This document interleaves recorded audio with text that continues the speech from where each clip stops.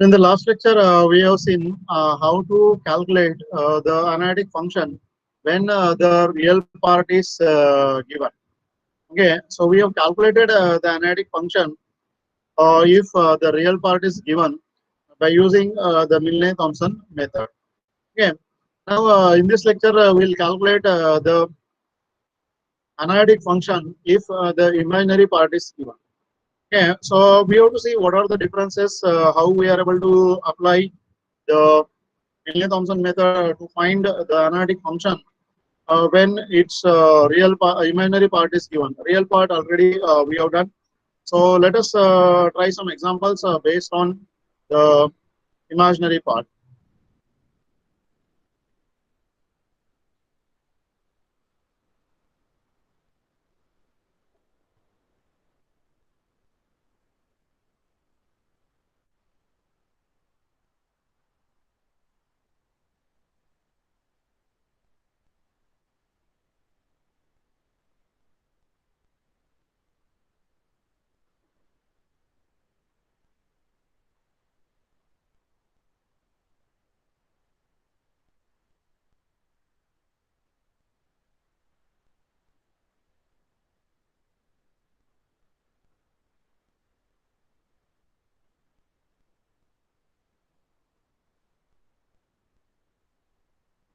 Okay, so we have to consider if imaginary part V is given. Okay. Let's try the example. So we'll have find the analytic function f of z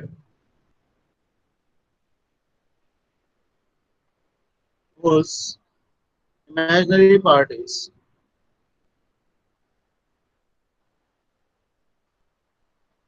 suppose we have imaginary part v is equal to x square y minus y cube plus 4xy. So we go with the solution. So as the imaginary part is given, we have to follow the 4 steps as usual. Okay, so let us write step by step. So first we'll consider that f of z is equal to u plus iv b and analytic function with imaginary part. So here we have b is equal to 3x square y minus y cube plus 4xy. Okay, so this is the first step that we have to write. And now consider the second step. So consider here we have to be careful. We are using the notation psi. So we have dabba v by dabba y. So here also we have to be careful that the first derivative is with respect to y. Okay. And now if I want to, I can find out the derivative of this with respect to y. Then we have this is 3x square. The derivative of this is going to be 3y square and plus we have 4x. Okay. So let this equation 1 and we have psi 2 of xy is equal to dabba v by dabba x. Now we have to find the derivative with respect to x. So you'll be having 6xy. Then the derivative of this term will be 0. So the derivative of this term we have, it is going to be 4y and this is equation 2. Okay. Now here we have completed the second step. So now consider the third step. So what is the third step we have? Put x is equal to z and y is equal to 0 in equations 1 and 2. So we get, what we are able to get is psi1 at z0 is equal to. So we get here 3z square plus 4z. And what is going to be psi2 of z0? So here we have y in both the terms, and that's why this is going to be 0. So now we have completed this. So the fourth and final, then we have by Milne-Thompson method, the analytic function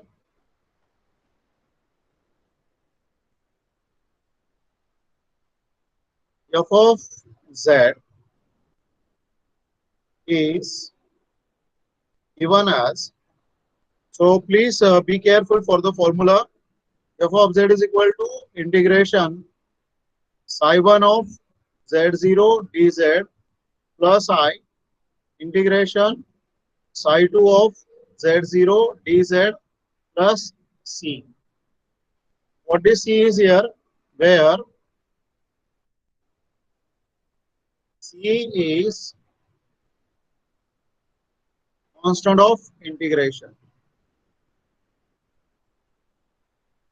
Okay, so c is going to be the constant of integration.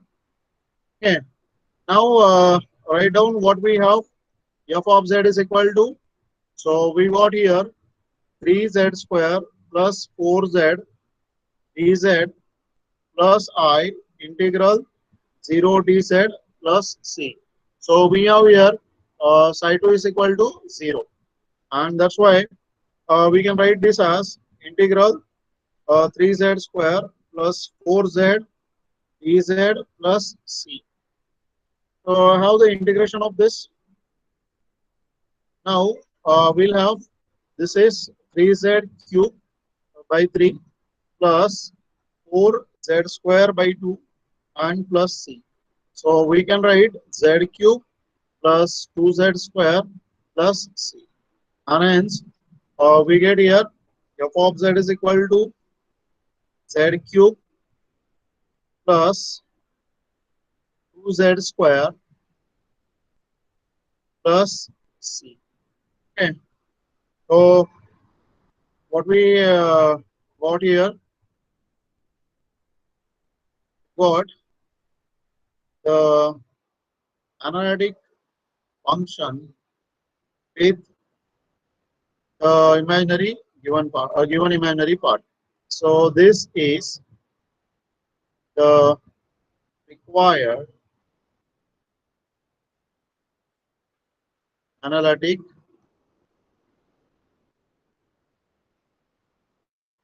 So here you can see we have exactly used those 4 steps. So first step is to write the function with the given part, whether it is imaginary or whether it is real. So that we have to write.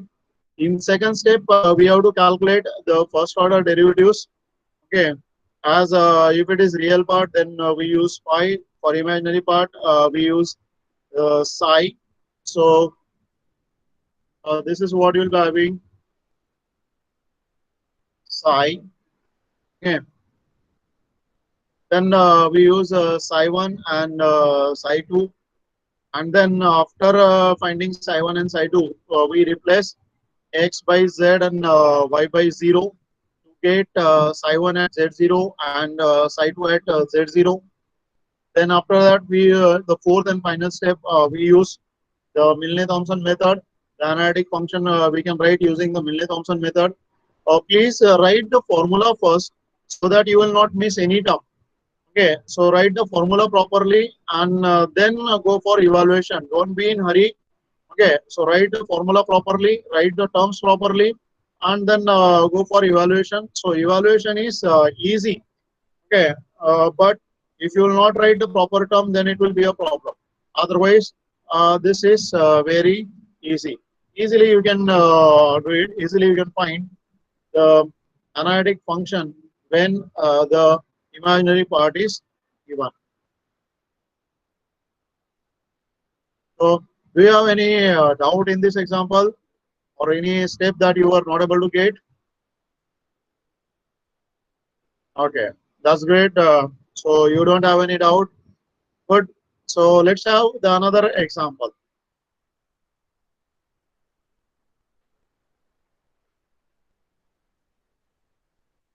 Now we go for the another example.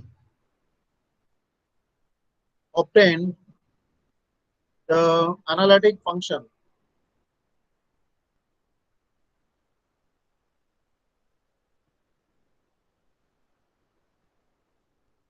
f of z such that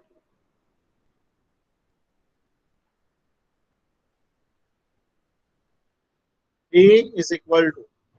Okay, so here we have x square minus y square plus e raised to x to sine of y. So here now we have to consider the usual notation. So when I say b, it is going to be the imaginary part of this f of z. Okay, so we write the first step, right? F of z is equal to u plus iv b and analytic function with imaginary part b is equal to x square minus y square plus e raised to x into sine y. So in solution, you can mention that it is going to be the imaginary part. So this is the first step that we have. Now consider the second step. So consider psi1 of xy is equal to gamma v by gamma y. So here we have minus 2y and then here we have plus e raised to x cos y. So let this equation 1 and we have psi2 of xy gamma v by gamma x. So we have to find the derivative with respect to x. So this is 2x and plus we'll be having e raised to x sine y.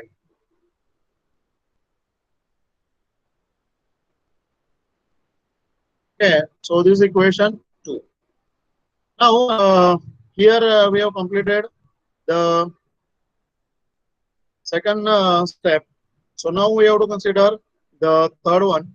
So what we do in third step, we put x is equal to z and y is equal to 0 in equations 1 and 2.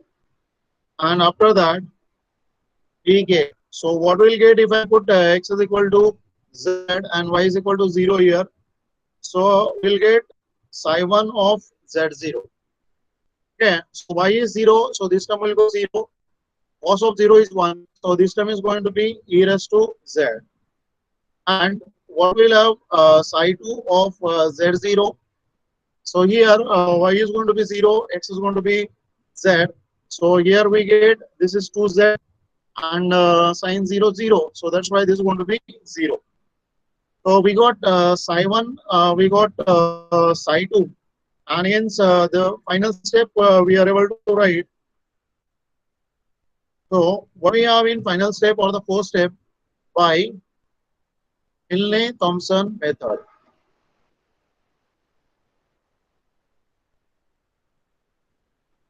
The analytic function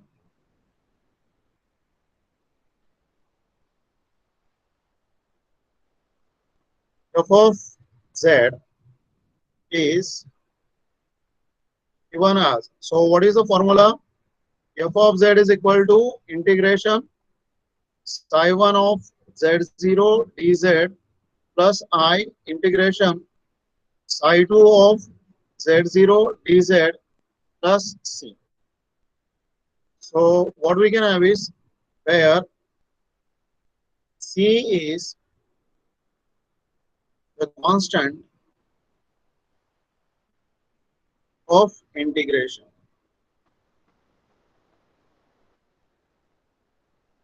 Okay, so that's what we have.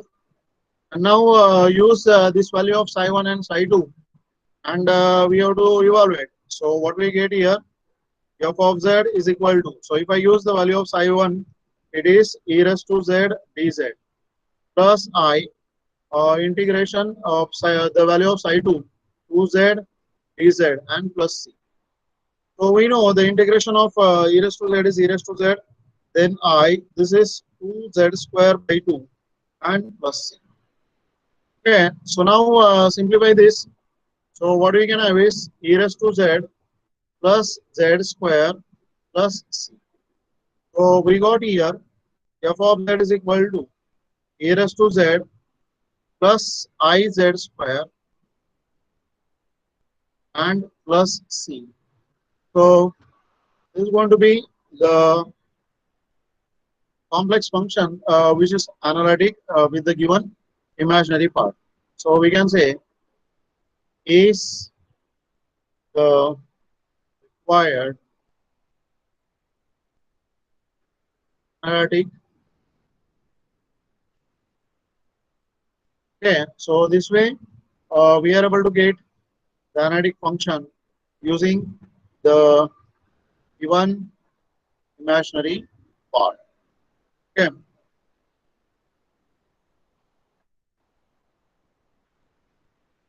So do you have any doubt in this example? Okay, that's great. Good.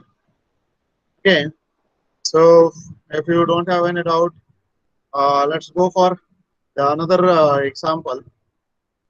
Okay, so we'll go for the another example. Okay. So we'll have the another example. Find the analytic function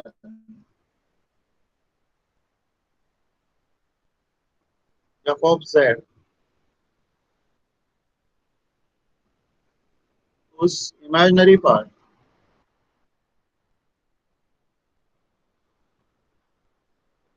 is equal to e raised to x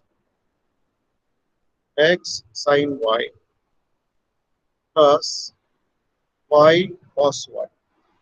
Okay, so that's what we have. Okay, so we have to find the analytic function f of z such that its imaginary part is v is equal to e raised to x sin y plus y cos y. So the first step that we have,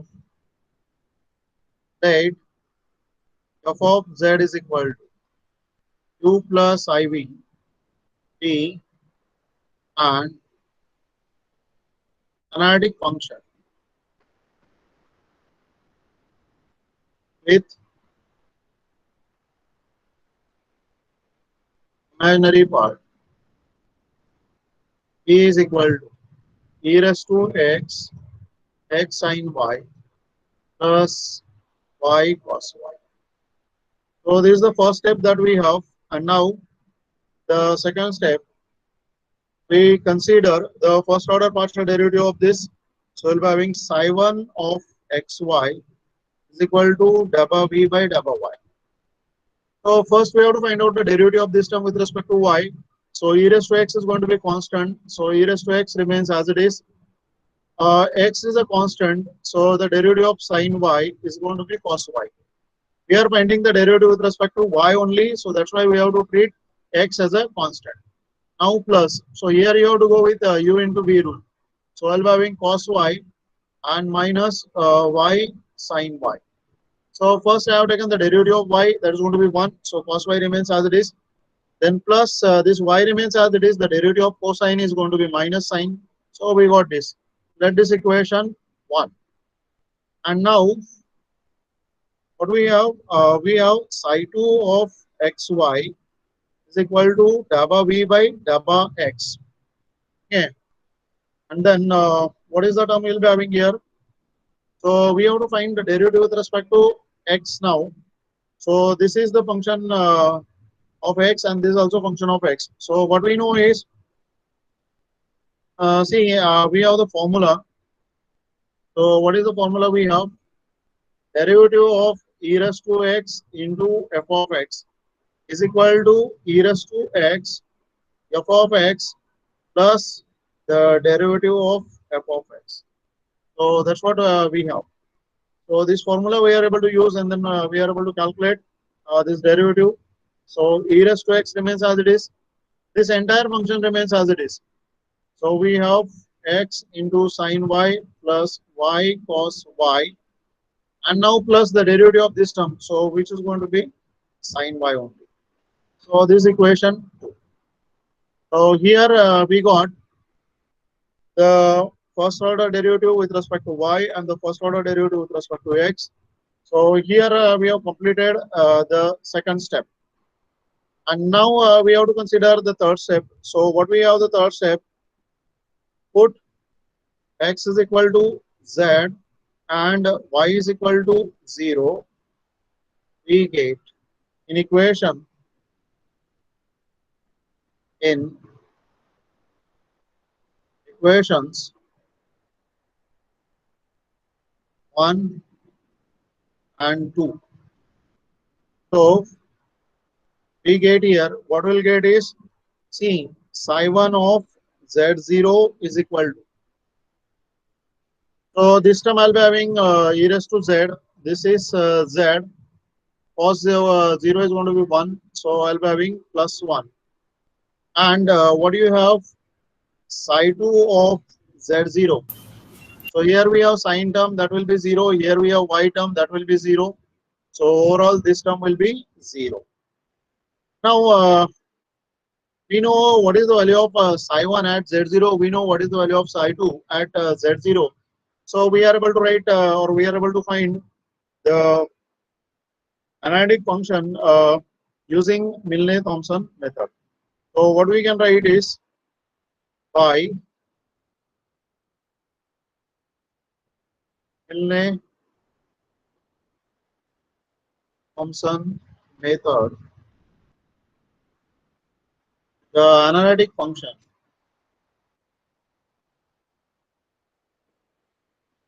f of z is given as. So what will be having f of z? So f of z is equal to, please always write the formula. So psi1 of z0 dz plus I integral psi2 of z0 dz plus c. So where c is the constant of integration.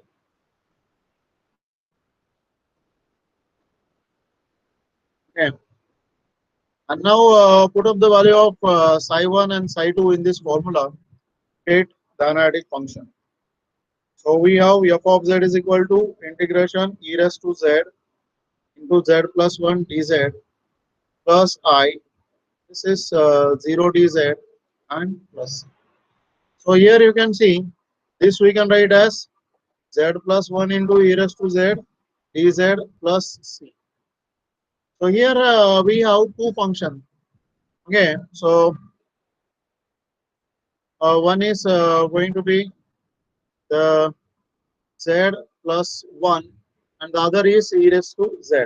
So this is the algebraic function or the polynomial function, and this is going to be the exponential function.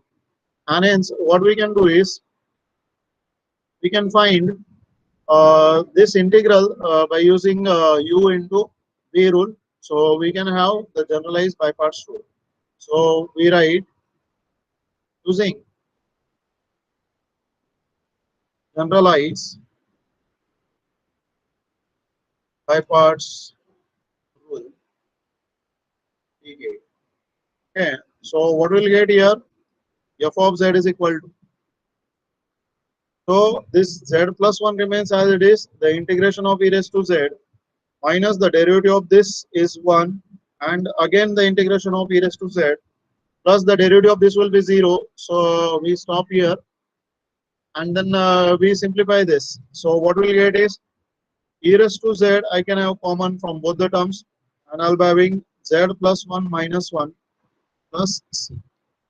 So we can write this as z e raised to z plus c. and hence we write as f of z is equal to z into e raised to z plus c. So this is what we'll be having is required analytic. Okay, so this is going to be the required analytic function. So you can see what we did here is we have to find out the analytic function f of z with the imaginary part b is equal to e raised to x into x sin y plus y cos y. And now the first step that we followed, we wrote the function f of z, which is analytic with the imaginary part. Then in the second step, we calculated the first order derivative of v with respect to y and with respect to x. So we call this derivatives as psi 1 and psi 2. And now in the third step, we put the value of x is equal to z and y is equal to 0 in our equations. And then we get the value of psi 1 and psi 2. And after getting the value of psi 1 and psi 2 at z0, then we are able to write by Milne-Thompson method. Okay, we are able to write the analytic function. So first we have to write the formula for the analytic function, how we are able to get from the Milne-Thompson method. And then we have to put the values of psi 1 and psi 2. So once we put the value of psi 1 and psi 2, then simplify. So after simplification, we are able to get the value of the analytic function when given we have the real and imaginary part. Okay.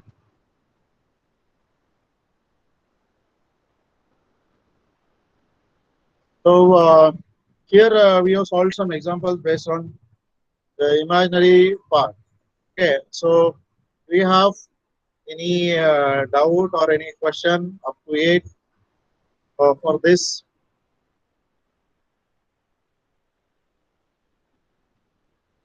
Okay. That's great.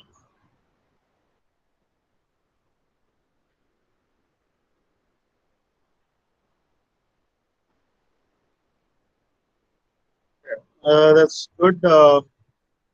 We don't have any question. Okay.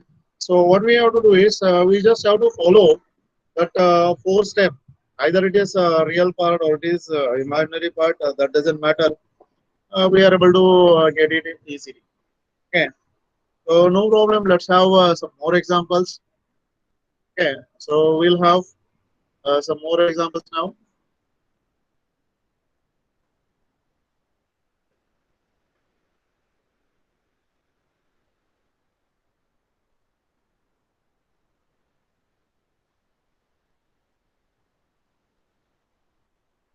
So we'll go for the another example.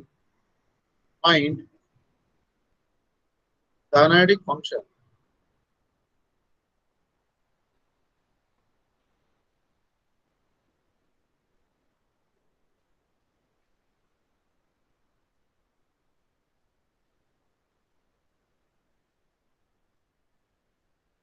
of z with imaginary part a is equal to x square minus y square plus x upon x square plus y square. Okay, so that's what we have the imaginary part. Now let us find what this analytic function is, whose imaginary part is going to be this. Okay, so what we'll be having, let f of z is equal to u plus iv b and analytic function with imaginary part x square minus y square plus x upon x square plus y square. Okay, so this is given to be the imaginary part, and we have to find out this analytic function. So now we'll consider the second step. So we have psi1 of xy is equal to dabba v by dabba y. So what is the term you'll be having? This will be minus 2y. We are finding the derivative with respect to y, so x will be treated as a constant. Plus you'll be having here, this x remains as it is. And now we have to find out the derivative of this. So what we know is, we know the derivative of 1 upon x is minus 1 upon x square. But instead of x, if we have the function, that is the derivative of 1 upon f of x, then it is minus 1 upon f of x square into derivative of f of x. So we have to be careful for this. This is what we have to use in this case. So what we'll be having here, the derivative of this term. So it will be minus 1 upon x square y square bracket square, and into the derivative of this, it is going to be 2y. Okay. So this way we are able to get the derivative. Simplify this. Okay. So if we simplify this, what I'll get is, I'll get psi1 of xy is equal to minus 2y. This term will be minus 2. Minus already I have taken here. So we can write minus 2 of xy upon x square plus y square bracket square. This equation 1. Okay, so this is going to be the equation 1. Okay, and we consider psi 2 of xy. So what is psi 2 of xy? Dabba v by dabba x. So here we have to find the derivative with respect to x. So this is going to be 2x. The derivative of this is going to be 0 plus. Here you have to use u upon v rule. So if I use u upon v rule, what I'll be having here, x square plus y square, the derivative of u is 1 minus this x and the derivative of v. So that is 2x upon the v square, x square plus y square bracket square. Okay, so now simplify this.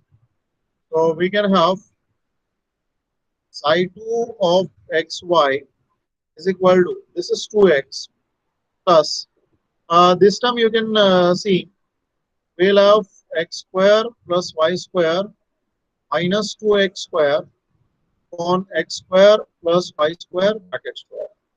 Or this is 2x plus y square minus x square on x square plus y square bracket square. So this is equation. Okay, so we got equation 1 and equation 2. We got the first order derivative with respect to y and the first order derivative with respect to x.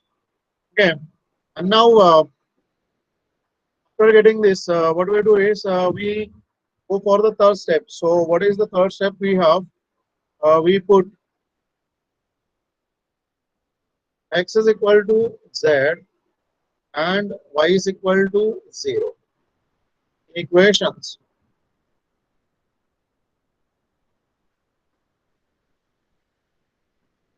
1 and 2. So we have, what we'll be having is psi1 of z0 is equal to, see the psi1. So here we have to put y is equal to 0. So this time is going to be 0, this time is going to be 0. So we can write psi1 is equal to 0. And what will be psi 2 of z0? Okay. So psi 2 we have here is going to be 2z. Okay. Plus here we have, this is y is going to be 0.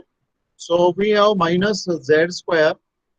This y is 0. So we have z square bracket square. Okay. Or we can write this psi 2 of z0 is equal to, what is the term we get here? 2z minus z square upon z raised to 4. Or this is 2z minus 1 upon z square. So we got the value of psi1 at z0 and the value of psi2 at z0 is 2z minus 1 upon z. So here we have completed the third step. See, in the first step we write the function.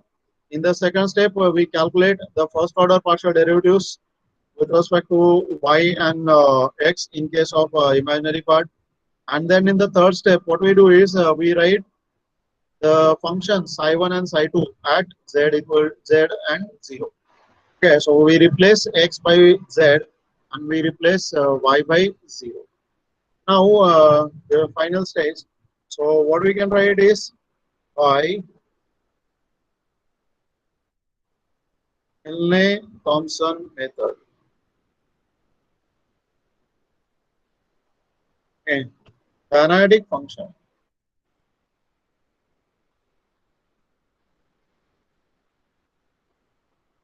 of z is given as. So what do you have f of z? Hence f of z is equal to, what is the formula we get here? So integration psi1 of z0 dz plus I integration psi2 of z0 dz plus c. So what is the c here? Where c is the constant of integration. So we have to write it is going to be the constant of integration. Okay, and now put up the value, okay, of psi1 and psi2. So what we have got here, psi1 is 0 and we got the value of psi2 here. So what we'll get here, hence we have f of z is equal to, so it is integration 0 dz plus I, and here we have 2z minus 1 upon z square dz plus c. Okay, now we have to simplify this. So we got f of z is equal to, so this is I 2z minus 1 upon z square dz plus c. So it is I, this will be 2z square by 2 plus 1 upon z plus c. So what do you know is the derivative of 1 upon z is 1 minus 1 upon z square. So the integration of minus 1 upon z square is 1 by z. Okay, or this I can write as I, this will be z square plus 1 upon z plus c. And hence we get here f of z is equal to, so it is I z square plus 1 upon z plus c. So we are able to get the analytic function like this. So here we write is the required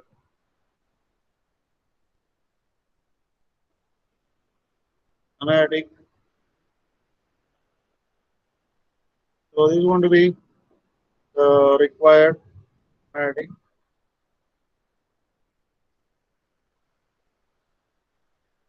Okay.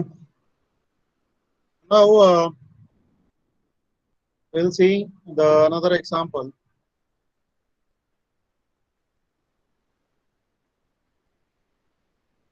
Obtain the analytic function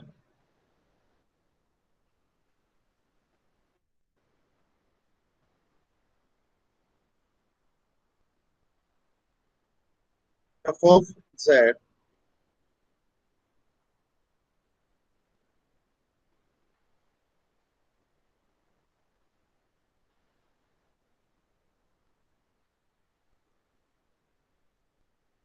such that the imaginary part is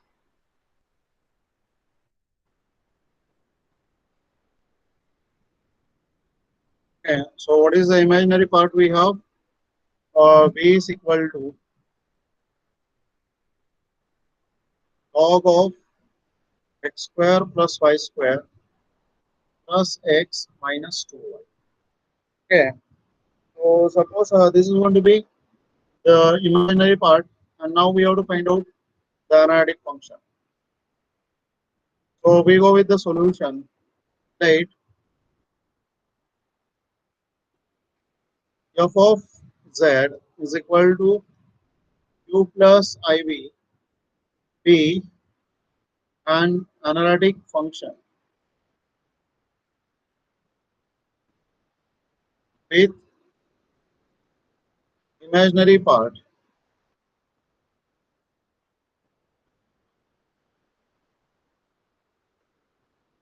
b is equal to log of x square plus y square plus x minus 2y. Okay, so this is the imaginary part we have, and now we want to find the analytic function f of z. So we have to consider the second step. So what we have, consider psi1 of z0, psi1 of xy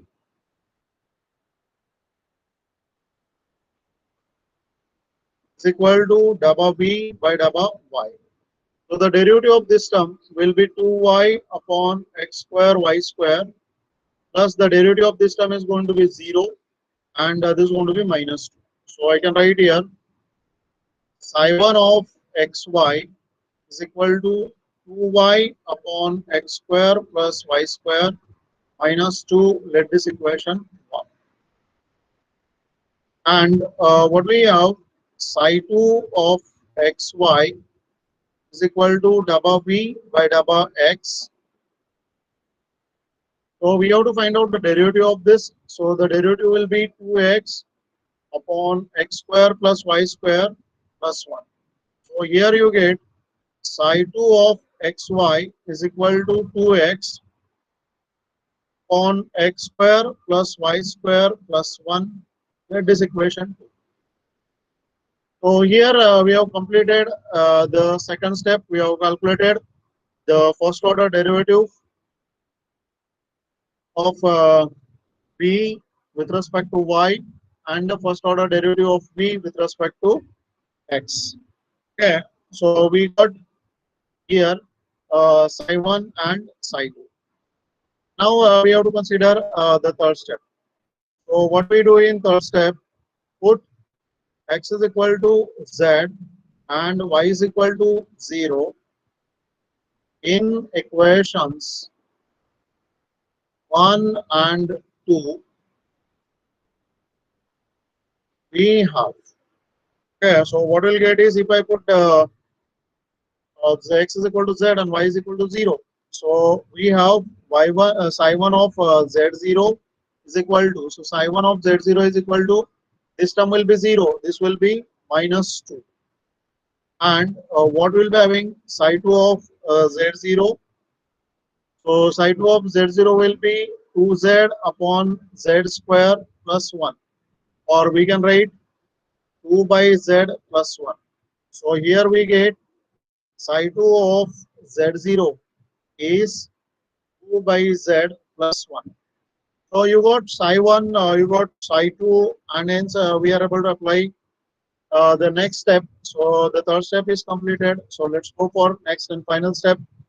So what we can say is by Milne-Thompson method.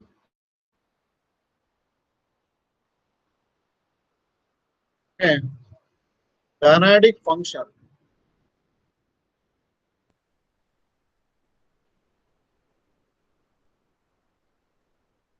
f of z is given as. So what is going to be f of z? So we write here f of z is equal to integration psi1 of z0 dz plus I integration psi2 of z0 dz plus c. Okay, so got here the formula. Now apply this formula. So where c is the constant of integration.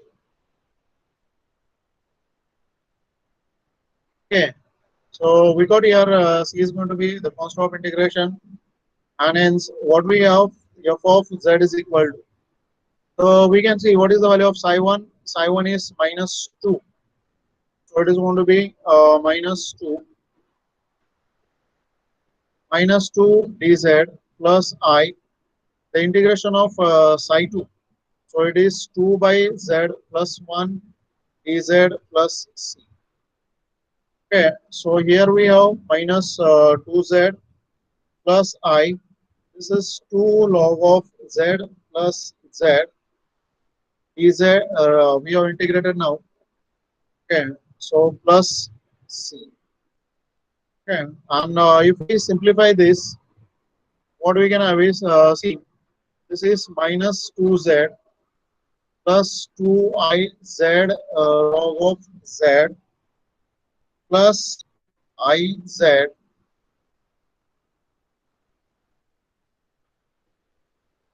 plus c. So we can write this as this terms I can take together z terms. So I'll be having I minus 2z plus 2iz log of z. Here we have to be careful. It's going to be 2i log of z. So we get 2i log of z. So 2i log z and plus c. So we can write here f of z is equal to I minus 2z plus 2i log of z plus c. So this is required is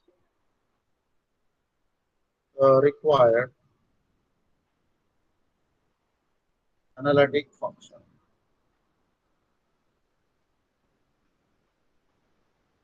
Okay, so this is how we are able to get the analytic function when the imaginary part is.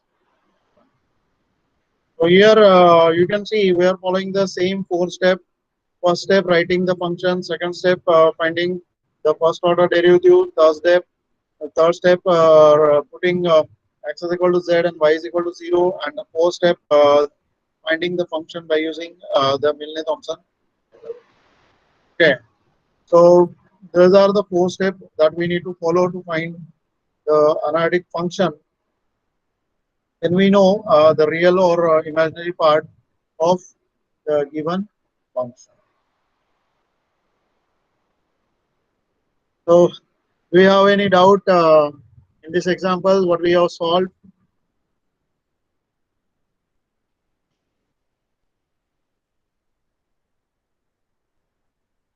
Okay, that's very good. You don't have any doubts in these examples that we have solved. So, this is how we are able to use the Milne-Thompson method to find the analytic function when we know the imaginary part.